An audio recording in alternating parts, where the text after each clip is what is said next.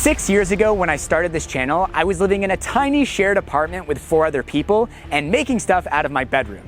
Since then, I've grown this channel to over 280,000 subscribers and moved 4 times. Every time I moved, I've upgraded my setup until I ended up here, where I have a dedicated garage workshop and a studio space. So you might be wondering, what's next? Buy a piece of land and build a big, beautiful workshop, invest tens of thousands of dollars and... Sorry to interrupt. Do you want to sell 90% of your worldly possessions and move into this van with me?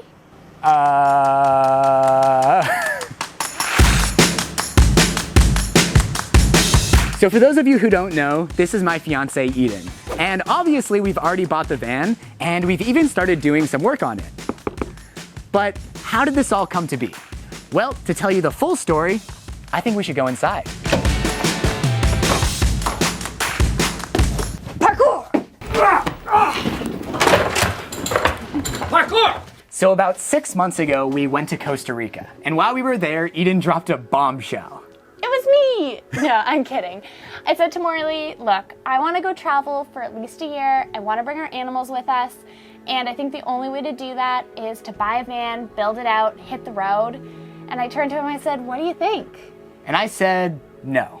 And I knew he was gonna say no because I'm always just 20 minutes ahead of him in these big decisions. So I said, no worries, just go think about it. Just take a little bit of time, think about it, and we'll talk about this more later. So I went and laid in a hammock, and my main fear was that I had built my career on building stuff out of a stationary workshop. And as much as van life looked amazing, I'd seen everything on social media, I just didn't know how I would continue my current style of videos living out of a van. But then I thought, hey, I've been doing these free 3D printed repairs.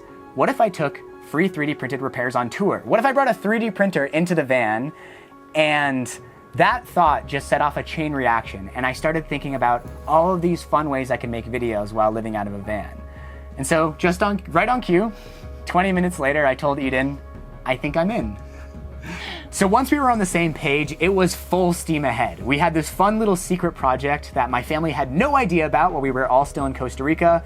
And in between surfing and hanging out on the beach, we started looking into how this thing was actually gonna work. And we realized pretty soon that we wanted a high top van. It's the 2 of us, plus our cat, plus our dog, plus a 3D printer, plus whatever other tools I can sneak into this van. And the only way to fit all of that is to have a high roof van, like a Dodge ProMaster or a Ford Transit or a Mercedes Sprinter. And we realized pretty quickly that the Dodge ProMaster would be really good for us because it's wide, you can sleep in it horizontally, it's nice and boxy, so it's easy to build in, easy to fix. So we were like, great, we have a plan. We left Costa Rica and we needed to see if this plan was a real thing or just a fairy tale vacation thing. So we sat with the idea for a couple of weeks as we were starting to kind of see what the van market looked like in Ontario.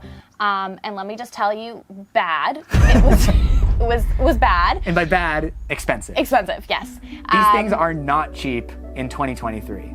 No, and a lot of the blogs and videos we were looking at were quoting pre-pandemic prices and pre-inflation prices. So yeah, we had to readjust our expectations a little bit. Just what was your dream when we were in Costa Rica? Like when you were thinking about a cheap DIY van build, what were you thinking? I thought we could do everything for under 20,000. That's a good one. Okay, that's like, you don't have to rub it in. And you probably can. You definitely can. Definitely, just not what we wanted. I like to say you can do, full build for 15K or 200K, and we're, somewhere in the middle. Yeah. Anyway, so we came back to Canada, we sat with the idea for a while, we realized this is actually what we want to do. I think one of my favorite things we said was... I mean, what was I going to use that money for anyway? Your master's? My master's, but traveling, that's an education in itself. Money is a renewable resource. We can always make more money. We can always make more money, but we cannot make... Can't make your 20s again. You can't make your 20s. I was like, you can't make new memories. I was like, wait a minute. Well, you can't go back in time. You can always make more money, but you only have your 20s once. Mm-hmm. And it really feels like the right time to do this. And we're on the wrong side of 25, so we gotta get going. So we went and we looked at our first van. It was a 2014 ProMaster, and it was a piece of But in the moment, we were like, wow, is this our future home? And then we stepped away and realized that no, we shouldn't spend, I don't know how much it was, $25,000 on something that was rusted out. That seemed like a bad idea. So went back to the drawing board and we went and looked at van number 2. Little Ford Transit, and by little I mean huge. It's the longest high top van you can get. Because after seeing the first van, I think we realized how small van living really is. And we panicked a little bit. And we were like, what is the longest van we can get? And this Ford Transit, I don't know, what is it, 24 feet long? Something like that? Something like that, yeah. And we were driving it and we came very close to buying it, but the salesman would not budge at all. And I think at that point as well, we were like, this is nicer, but there's still some rust. There's a big scratch in the ceiling. So if we're gonna spend $40,000, why not spend $50,000 and get something really nice? What are numbers at this point? What are numbers? What are numbers? Money's a renewable resource. We can always make more money. I found a private listing on Facebook Marketplace, so not through a dealership, and started messaging back and forth with the seller. They seemed great, answered all our questions, FaceTimed us, showed us the van, and we just had a really, really good feeling about it. So long story short, we went out, we saw it, I think we bought it that day. Welcome to my crib. And it was, oh, it's really starting to rain now. Let me bring the camera inside. I feel like this is really a van life video now that you can hear rain bouncing off the van. It's a 2019 extended Ram ProMaster, exactly what we want, in excellent condition, has only had one previous owner who we met, who we chatted with. Lovely guy. Lovely guy. Lovely family. We met all of them. Jinx. It definitely felt very, very right. And then the next hurdle was convincing the bank to let us take all of our money out. Eden, what's in that envelope? A lot of money. Should we say how much it was? Yeah, we should say how much it was. All in, after taxes and fees, this baby cost us 58,000 Canadian dollars, which is about 43,000 US. And definitely that made me feel like I was going to die. And to be honest, going into it, I thought we were gonna spend closer to $25,000, but after months and months of research and looking at multiple vehicles, we realized we wanted something that was really, really good, kind of as close to new as possible and as low kilometers as possible. One thing I learned throughout this process of looking for a van is that if we could afford it, it was so much more worth it to pay for a good van than to skimp out and get something with rust and questionable engine history. We're very lucky that we were able to buy this with cash, and it means that we'll hopefully encounter very little problems. If we want to, we can sell it afterwards, but maybe we'll just hang on to it for a while and have a grand adventure. Abby, what are we doing? We're gonna go pick up your new home. It matches you, it's black and white. So we bought the van, and we took it home. And we put it in its little cradle, and we said, good job, buddy, you did so, welcome to the world. And after months of dreaming about this van and searching for it, I guess this was June by this point, right? It really sounds like we're adopting a child. Yes. We finally had it, so we wanted to start building this thing out. The first project we could tackle, one of the riskiest, involved cutting a hole in the ceiling for our roof fan. Asking for the audience, how many times have you measured the first hole we cut into our van? I think like 5 times. I think so. You can only do this once. Watch by like the 12th time we're drilling holes, we're like, did he measure? Nah, this looks about right. Yeah.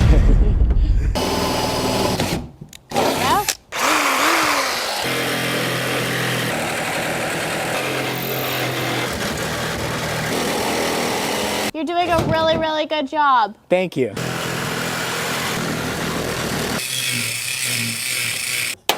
Woo! Woohoo! Nice job. Morley, I guess this might be a bad time to tell you I don't want to do van life anymore. So rain isn't forecasted, but the sky's not looking too promising, so contingency plan.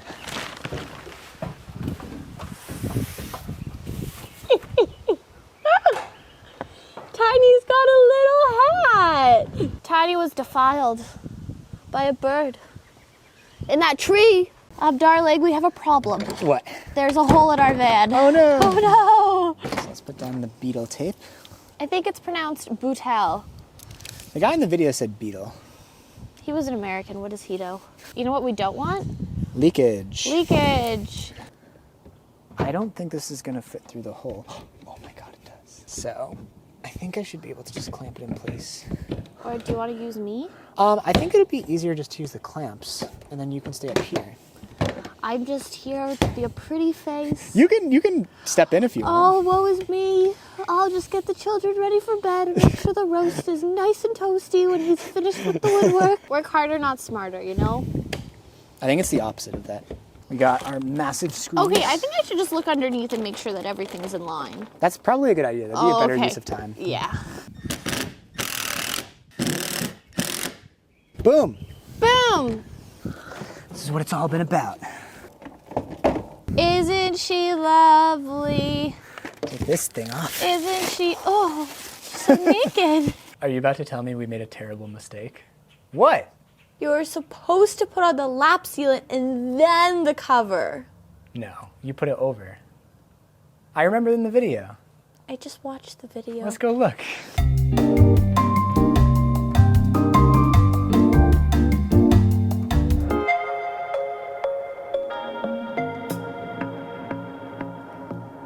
Beautiful. Well, not We'll beautiful, see. but no one will see it. We know it's here. As long as water doesn't get in, that's all that matters. I think it's good to start a project on one of the most difficult steps. It gives you a lot of confidence right off the bat. And we just had this beautiful sunset in the background. We did so much research. We took like an online course to prepare for this. We designed the entire thing in Fusion so that by the time we got to that roof fan, we were ready. And I think it turned out pretty perfectly. At this point in our lives, people are talking about commitment, buying a house, getting married. No, committing is buying a very expensive vehicle and cutting a hole in the roof. That's what commitment is. After we did the roof fan, then we fell into the rabbit hole, which is van insulation. Dropping stacks at Home Depot. Dropping stacks of insulation. Because we just didn't want to make anyone upset, we're doing a little bit of everything. So we have a mix of foam insulation, we have a mix of spray foam insulation.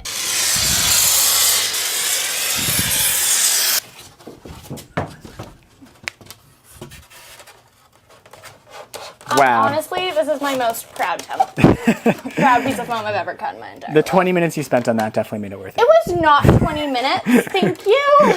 This project could also be called Eden Does a Lot of Things for the First Time. Yeah, thank you. There you go. And then also some Havelock wool to boot. Ooh, that's a very... Ooh. Wow, look at that. Oh, look, it's a little Oh, wow. sticker. It's very soft. It's like a giant piece of fettuccine. Right in the middle of this build, my parents came to visit, which were a huge help in getting our subfloor prepped. We heard some terrible horror stories about rotten subfloors, so we treated our plywood with a mold-resistant spray and paint. We put down insulation and furring strips, and we put in our nice, beautiful subfloor. The van actually came with these really heavy rubber mats, which we didn't want to continue in the van because it's like 500 pounds total, but it was really handy to use those as templates to cut out all the pieces. There was actually a ton of thought that went into the subfloor, and if you want to hear more details about it, this is probably a great point to tell you about the podcast that we're starting about this entire experience. The podcast is called Morley and Eden's Grand Adventure, and we are recording, talking about the build, and then once we hit the road, we'll be talking about our travels, and I'm sure all the repairs that we're gonna have to make along the way. So start listening now, and you can just listen and hear about our journey basically in real time. Yeah.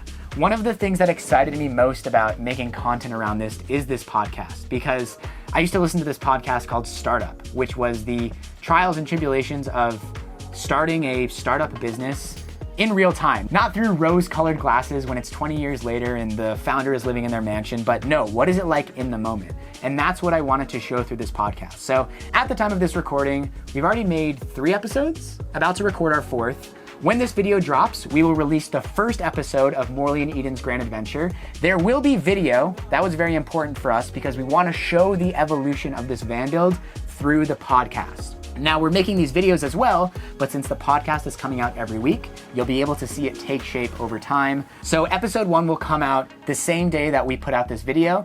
Episodes 2, 3, and probably 4 will be released daily after this video until we get up to present, and then we'll be putting out the episodes weekly. So you can find it on this YouTube channel and on your favorite podcast platform.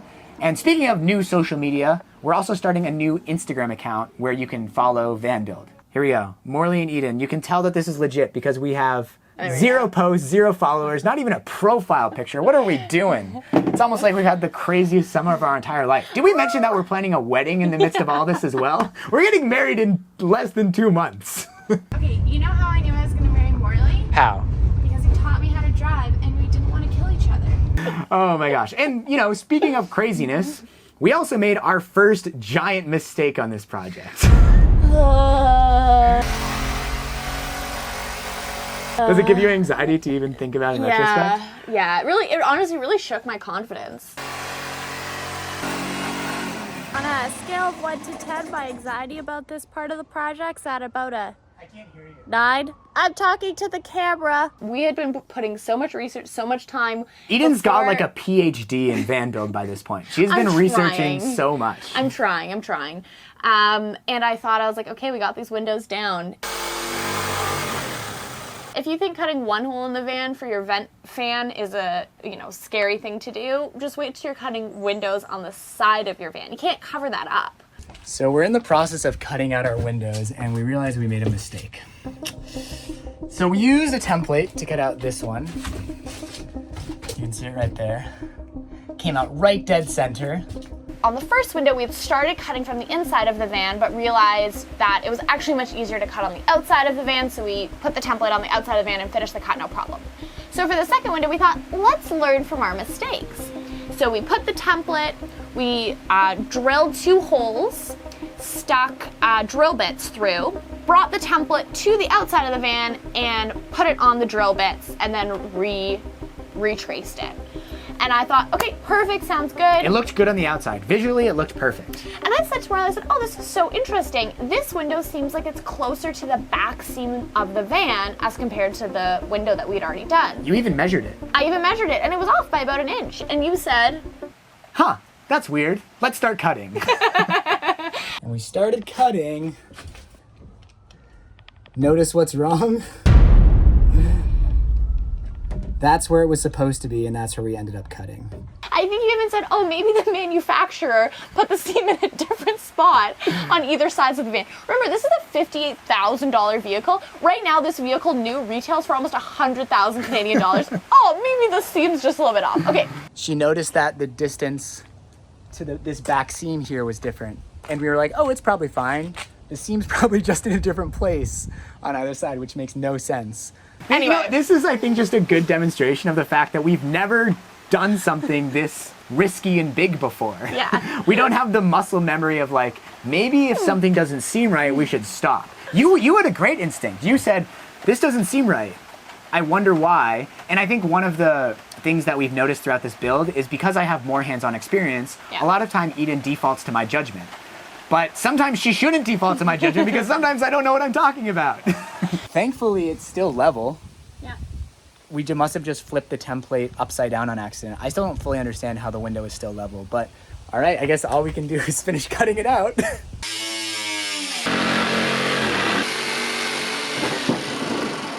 know what the problem is? What? When you put 2 type A people doing something for the first time, and they make a mistake and it's not that big, but it feels really big because they're type A, that's the problem. Oh, What? kidding. That was good. It looks perfect on the outside. And on the inside, if you look side to side, you might think, huh, one of those windows is a little further to the back than the other. But, I think the more people older than us that I've told about this, the more they're like, whatever. They're like, because boring. I think people make terrible mistakes every day. And in the moment, this felt like the end of the world, but at the end of the day, it's all good. Functionally, perfect. Visually, pretty much perfect. So, what else have we done? We have run wiring. We have added furring strips. We have added sound deadening. Before we even put any of this stuff in, we've designed the whole thing in Fusion. We've done tens of hours of research, and we're chomping at the bit to set out on our grand adventure, which is when? When are we gonna embark? It depends. When we What is finish. the plan? Eden, put your money where your mouth is. Tell the people when we're heading out. I want to head out on November 10th. My last day of work is September 27th, so we have the whole month of October to build, pack up everything. We're doing a couple little test trips, see what we're missing in the van, see what we might need to add. We're gonna start in the US, all around the US, all around Canada, and after that, who knows? It's been a lot of fun so far. It's been difficult. I think we've learned a lot about ourselves, about each other and our relationship. First thing that I found really challenging is building some confidence in myself. So I don't have a background in building, engineering, anything like that. So I've compensated for that by doing a lot of research, but I still find that I'm really second guessing myself even when I know what the right answer is. So that's one thing I found really challenging. I mean, honestly, this whole thing is incredibly challenging. I'm not an electrician, so figuring out all the electricity stuff has been a challenge, but I feel like we're learning. The whole content pivot thing has been a challenge. You know, I've been doing really well with these trash to treasure videos and I enjoy making them. And the fact of the matter is I won't really be able to make them in the same way once we set out. But I am so excited about all the videos that will come out of this. Not just the 3D printed repairs on tour, but I want to do collaborations with makers along the way. I want to make entirely different styles of videos that are more focused around our travels and adventures and misadventures. We have some really fun video ideas, like right at the beginning of the trip. But after that, who knows what will happen. I think all of my best ideas usually come in the moment when we're actually doing something. And I know that this will be a really exciting time for making videos and a way to really challenge myself. It's been hard at moments because, you know, it's like one big group project and making YouTube videos has been a solo project. So I'm actually really happy I just finished up the TV show because I feel like I got a lot of teamwork skills out of that I can now use in this. I think because my skill set is at like a 0.01 on a 100% scale, that I'm getting a lot better at things really fast. Like, and not things that are particularly hard, like using a utility knife. I am getting so good at using the tape measure. What else do we need to say? Watch the podcast, especially the video version. I think this is going to be such a cool way to see this entire thing evolve. Morley and Eden's Grand Adventure on YouTube. It'll be on this channel and on all of your podcast platforms. And watch out for the next video. I'm so excited. Like, we've done a lot of the infrastructure stuff, but we have the most fun parts of the build coming up. The cabinetry building, all the fun storage solutions. I'm a machine. The little 3D printed solutions that I'm gonna add to this. Thank you to my mom, Kathy Kurt, my top Patreon supporter. And if you wanna see more behind the scenes, patreon.com/MorleyKurt. We have a Discord community, behind the scenes Instagram page where I post about things in advance before they're revealed to the public. Like this? Like this. This was a big surprise. Okay, bye. Bye. All right, Kurt, it's your turn to make the roast. I'm gonna cut this hole. You are? Yep. Are you sure? Yeah. Okay.